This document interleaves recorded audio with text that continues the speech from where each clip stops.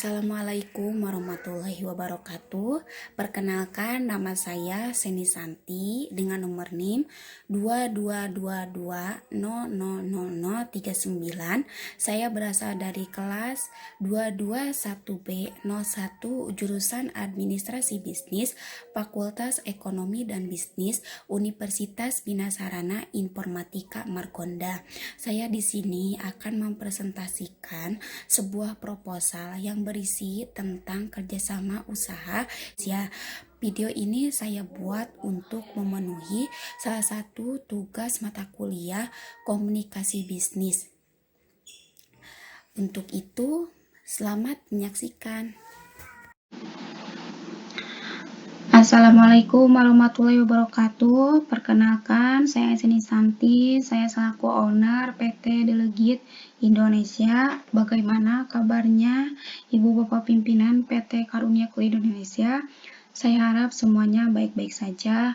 Sebelumnya saya mengucapkan terima kasih kepada Bapak Ibu pimpinan yang telah mengundang kami untuk mempresentasikan proposal yang kami berikan tempo lalu. Mudah-mudahan dengan adanya pertemuan ini kita semua bisa menjalin kerjasama yang baik dengan PT Karunia Kuliner Indonesia. Untuk mempersingkat waktu, marilah kita buka acara ini dengan Bismillahirrahmanirrahim. Langsung saja kita masuk ke pokok inti dari presentasi ini. Yang latar belakang saat memulai usaha pada tahun 2016, Baru Delegit mengalami perkembangan yang cukup pesat. Kurang dari 2 bulan kami telah mengalami peningkatan hampir 20%, yang membuat kami memutuskan membuka cabang pertama. Daya tampung penjualan mulai kewalahan seiring bertambahnya jumlah pelanggan di tahun 2017 tersebut. Hingga saat ini, untuk mendorong pertumbuhan jumlah pelanggan, Baru kami kini bermaksud membuka cabang usaha baru. Untuk lebih memajukan usaha Baru kami, ekspansi cabang kami akan menyasar segmen pembeli di wilayah Jati Ciranjang.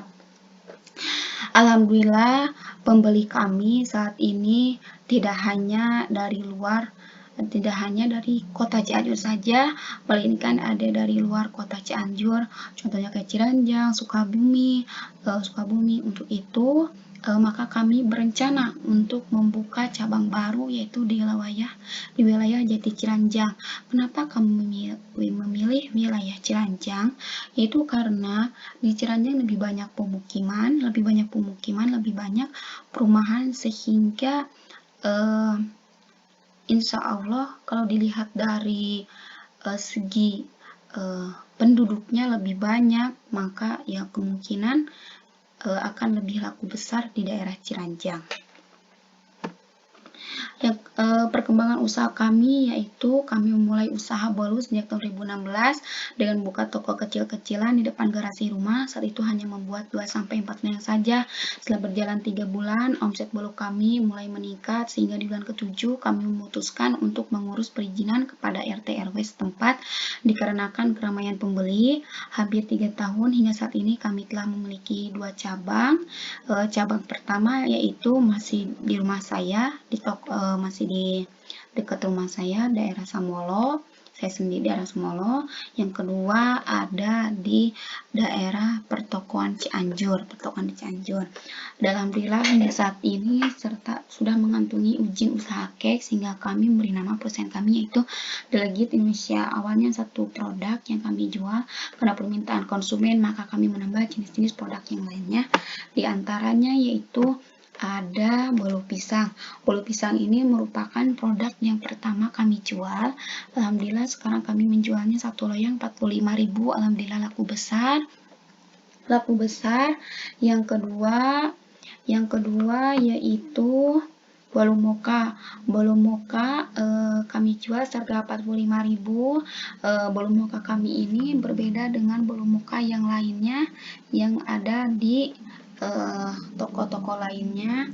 bedanya ininya lebih tebal, sedangkan ininya agak gak terlalu tebal juga, jadi ininya lebih ke coklatnya lebih kerasa gitu, tapi rasanya manis kari, manis sama lembut, cocok untuk pecinta manis. Yang ketiga, bolu pelangi. Bolu pelangi ini bolu pelangi adalah produk ketiga kami jual seharga 45.000. Yang keempat, balut talas. Balut talas kami jual satu loyang seharga 45.000 juga. Strategi pemasaran. Ketika sebelum mulai usaha pertama kalinya, kami telah mengamati perkiraan segmentasi bolu delegit Indonesia. Kami mendapatkan bahwa masyarakat di Cianjur maupun luar Cianjur menggemari makanan jenis bolu ini untuk cemilan di siang hari dan malam hari dan acara-acara besar. Segmen ini memiliki saingan diantaranya penjual kue kering dan jenis cake lainnya. Oleh karena itu, kami sudah memprediksikan perkiraan jumlah pelanggan. Kala itu, di awal pembukaan, kami menerapkan sistem promosi membeli bolu mendapatkan potongan sebesar 25% untuk setiap pembelian 2 loyang. 2 loyang bolu ini merupakan undangan yang telah kami pilih dari beberapa wilayah perumahan. Umumnya, kami menyertakan beberapa undangan yang aktif secara sosial guna memperoleh jangkauan perkenalan produk. Kemudian, selain menjaga pelanggan setia kami, ekspansi promosi juga terus kami gaungkan, di antaranya mendaftarkan usaha kami berbagai layanan ojek online seperti Gojek, seperti GoFood, hingga menerapkan promosi di hari pertama beli satu mendapatkan potongan sebesar 25% untuk orang pertama, 20 orang pertama. Dengan akan dibukanya cabang baru kita yang ketiga, maka kami terus berinovasi dengan strategi pemasaran untuk bolu delegit. Alhamdulillah, karena di zaman ini semakin canggih, maka kita bisa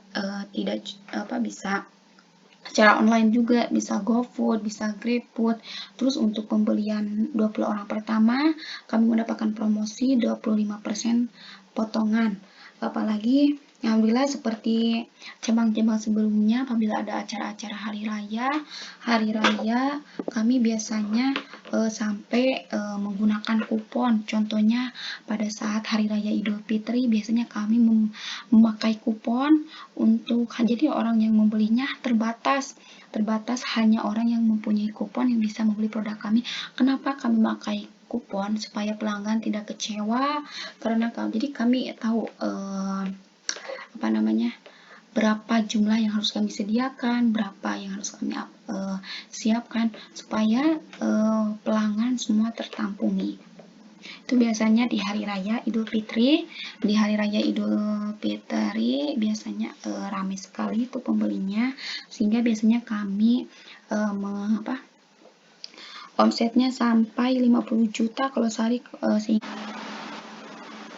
Selanjutnya yaitu biaya yang kita butuhkan sebesar 14.221.000, yaitu untuk penyewaan ruko. Ini penyewaan ruko untuk 1 bulan, 1 bulannya 7 juta.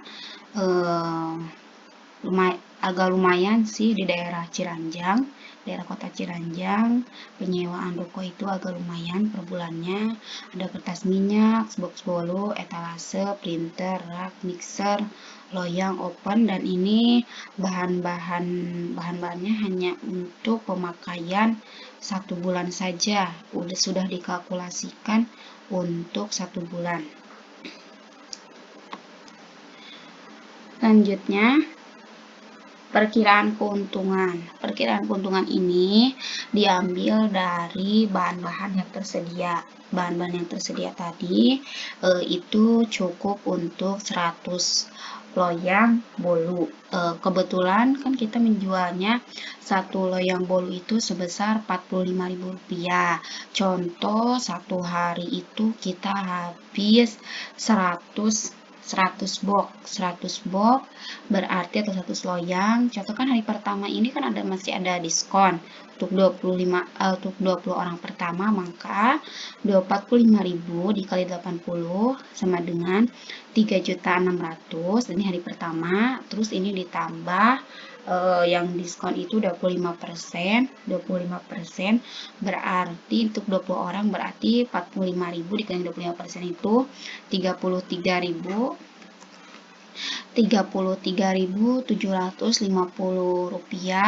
berarti 33.750 dikali 20 loyang maksudnya sama dengan 675.000, berarti omset hari pertama ini harga normal dikurangi harga diskon 3.600.000 ditambah 675.000 berarti 4.275.000 rupiah.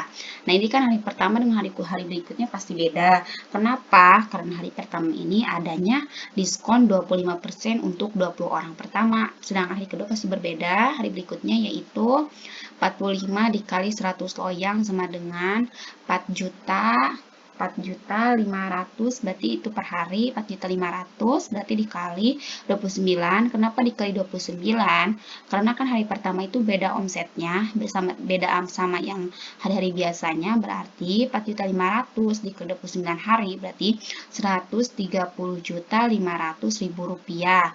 Nah, baru keuntungan yang hari pertama ditambah yang 29 hari itu. Kan keuntungan hari pertama itu 4.275.000 nih. 4.275.000 berarti sama dengan ditambah yang 29 hari itu berarti 134.775.000. Nih, ini berarti omsetnya satu bulan 134.775.000. Sedangkan kan keuntungan belum dihitungin tuh yang sama biaya produksi, berarti 134.775.000 dikurangi biaya produksi yang tadi 14.221.000 sama dengan 120.554. Nah, kapan ini dibalikin usahanya modalnya pengembalian modal total biaya produksi laba usaha berarti pada produksi ya bulan pertama langsung dibalikin, berarti 14.221.000 yang total produksi dibagi laba usahanya mendapatkan 120.554.000 berarti 0,1. Ya udah, jadi usaha ini akan mengalami pengembalian modal pada produksi ke-1 berarti ini dikasihnya.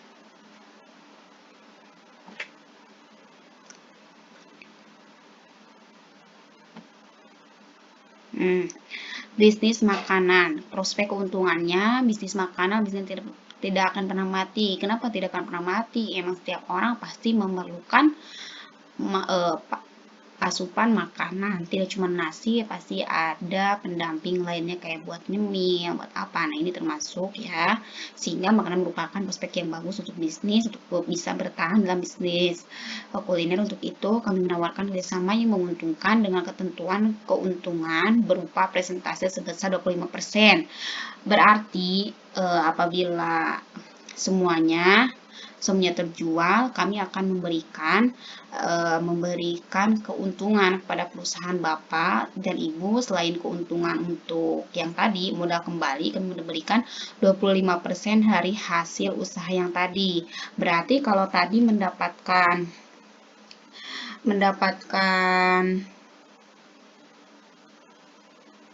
120.554.000, berarti 25% untuk perusahaan Bapak Ibu sebesar 19.472.750 rupiah yang akan Ibu Bapak dapatkan apabila Bapak dan Ibu bersedia join bersama kita.